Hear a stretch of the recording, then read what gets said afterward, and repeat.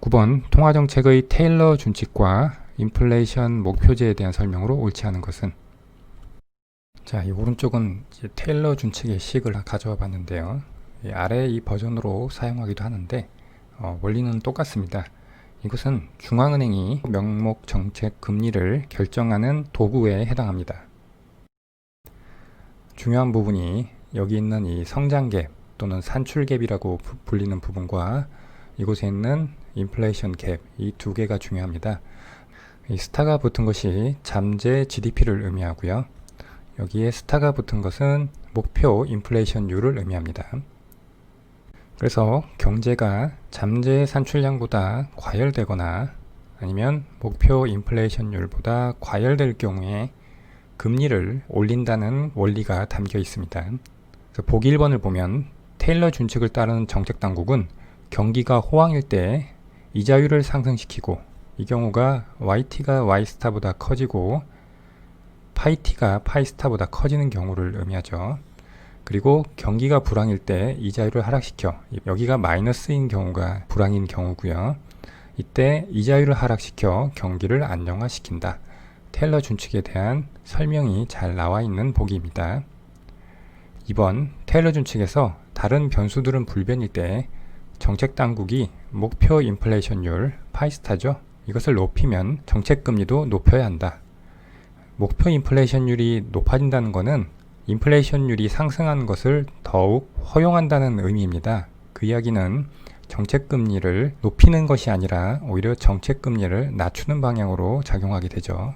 부호가 마이너스니까 이 파이스타가 증가하면 전체 I는 감소해야겠죠. 그래서 이것은 거꾸로 서술하고 있으니까 틀린 보기가 되겠고요. 3번 인플레이션 목표제는 미래 인플레이션의 예측치에 근거하며 테일러 준칙은 후향적 백워드 루킹이어서 과거 인플레이션을 따른다.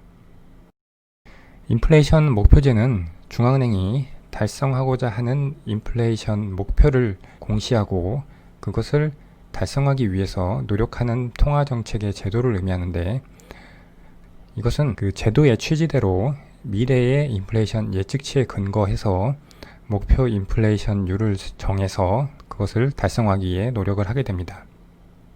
이 테일러 준칙에서 여기 있는 인플레이션 갭을 계산을 할 때 기대 인플레이션율을 사용을 해서 인플레이션 갭을 계산을 했는데, 그때 인플레이션 기대를 과거 1년간의 데이터를 가지고 설정을 했습니다. 그래서 여기에 후향적이어서 과거 인플레이션을 따른다는 맞는 보기로 봐야 되겠습니다. 하지만 연구자에 따라서 그 기대 인플레이션을 미래지향적으로 설정을 하는 경우도 있습니다.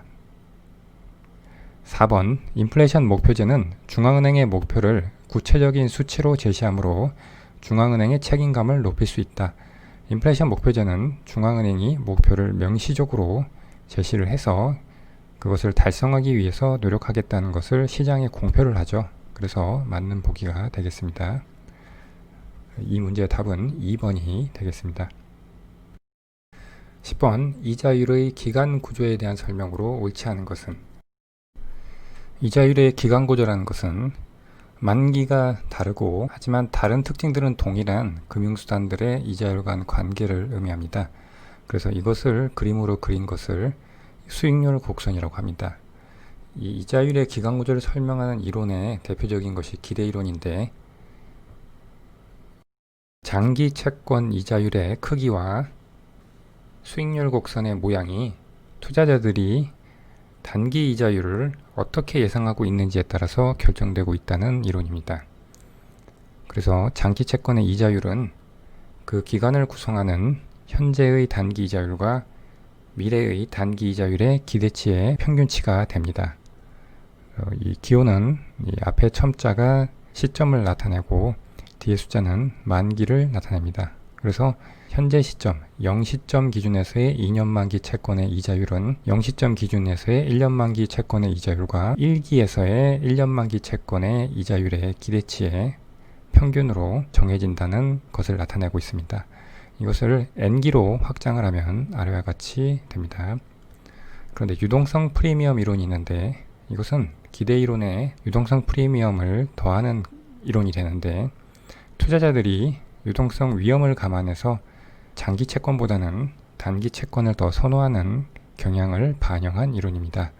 그래서 투자자들이 단기 채권을 선호하기 때문에 장기 채권의 이자율인 장기 이자율은 기대이론처럼 단기 이자율의 평균치로만 계산되는 것이 아니라 거기에 유동성 프리미엄을 가산해야 성립된다고 하는 이론입니다. 그리고 유동성 프리미엄은 만기가 길수록 커지게 되는 성질을 가지고 있습니다. 왼쪽의 그래프를 보면 지금 이것은 검은색은 기대이론에 의한 수익률 곡선이고 파란색은 유동성 프리미엄 이론에 의한 수익률 곡선입니다.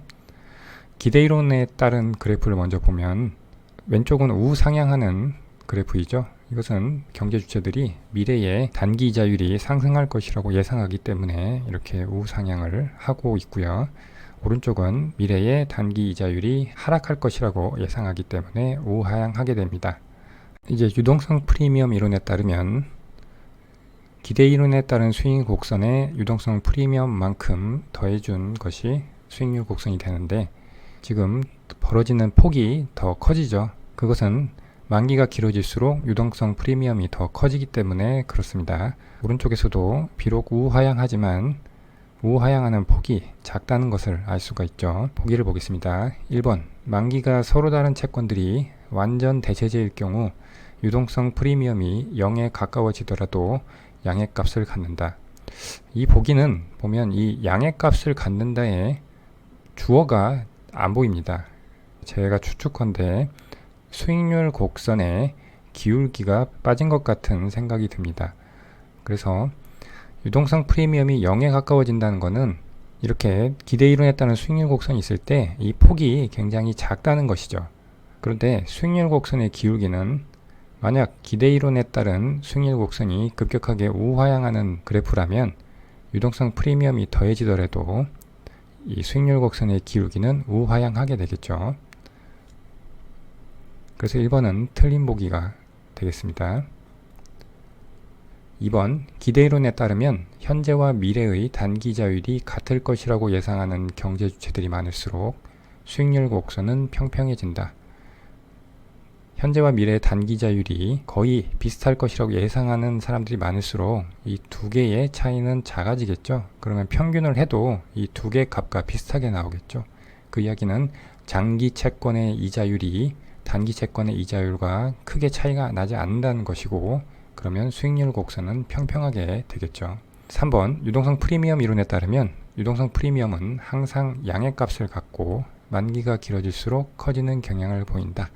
이것은 이론의 내용을 그대로 설명하고 있는 맞는 보기가 되겠습니다. 4번 미래에 단기 이자율이 대폭 낮아질 것으로 예상되면 미래의 단기 이자율 예상치가 작아진다는 것이고 그러면 이것들의 평균인 장기 채권의 이자율은 작아지겠죠. 그러면 수익률 곡선은 우하향하게 될 것입니다. 4번도 맞는 보기가 되겠습니다. 그래서 이 문제는 1번이 답이 되겠습니다. 11번 이자율 평가설에 대한 설명으로 옳은 것은 환율은 외국 통화 한 단위에 대한 자국 통화의 교환 비율이다. 이자율 평가설은 국가 간 자본 이동에 아무런 제약이 없을 때 환율이 두 나라 간 이자율 차이에 의해서 결정된다고 보는 이론입니다. 그래서 이 R을 자국의 명목 이자율, 그리고 RF를 외국의 명목 이자율, 그리고 E는 외국 통화 한 단위에 대한 자국 통화의 교환 비율인 환율이고요. 이에 expectation이 붙은 것은 예상 환율이 되겠습니다. 보기 1번 외국의 명목 이자율과 기대 환율이 고정되었을 때 그러면 이 RF가 고정이고 기대 환율 E의 expectation이 고정이죠. 이때 자국의 명목 이자율이 증가하면 R이 증가하면 환율은 상승한다.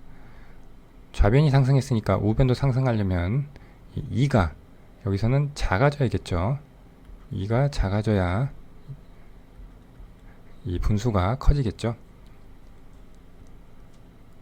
2가 작아진다는 것은 환율이 하락하는 것이니까 1번은 틀린 보기가 되겠습니다. 2번 외국의 명목이자율과 자국의 명목이자율이 고정되었을 때 그러면 역시 RF가 고정이고 R도 고정입니다. 이때 기대 환율이 증가하면 이렇게 되면 이 평형이 성립하기 위해서는 이 2도 증가해야겠죠. 그 이야기는 자국 통화의 가치가 하락한다는 것이고 반대로 외국 통화의 가치가 상승한다는 것을 의미합니다. 그래서 2번은 맞는 보기가 되고요. 3번 양국의 생산물 시장에서 동일한 상품을 동일한 가격에 구매할 수 있도록 환율이 결정된다. 자, 이자율 평가설은 자본 수지에 초점을 둔 이론입니다. 그런데 지금 3번에는 이 생산물 시장에 대한 내용이 나오고 있고 동일한 상품 동일한 가격이니까 일물일가의 법칙에 대한 내용이 나와 있습니다. 이것은 구매력 평가설에 대한 내용이 되겠습니다. 그래서 틀린 보기가 되고요. 4번 이자율 평가설이 성립하면 실질 이자율은 항상 1이다. 이자율 평가설이 성립하면 지금 이 관계식이 성립한다는 것을 의미하지 이자율이 특정 값으로 고정이 된다는 것을 의미하지는 않습니다. 그래서 4번은 틀린 보기가 되겠습니다. 여기서 실질 이자율이 나와 있는데 피셔 방정식에 의해서 인플레이션율이 제로라고 하면 이 명목 이자율이 실질 이자율의 식으로 변하게 되겠죠. 하지만 어떤 특정 값으로 고정되는 것이 아니기 때문에 4번은 틀린 보기가 되겠습니다. 그래서 11번의 답은 2번이 되겠네요.